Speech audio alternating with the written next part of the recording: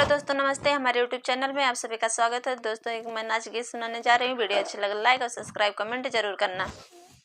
करैला से कड़वी हमार ननदी, करैला से कड़वी हमार ननदी, पिया अब ना बोलैबै तोहार बहिनी, पिया अब ना बोलैबै तोहार बहिनी।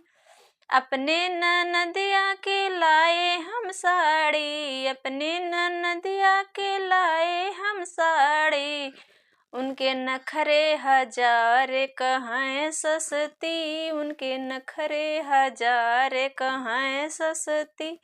करैला से कड़वी हमार ननदी, करैला से कड़वी हमार ननदी, अपने ननदिया के लाए अंगूठी, अपने ननदिया के लाए अंगूठी, उनके नखरे हजार कहाँ नकली, उनके नखरे हजार कहाँ नकली।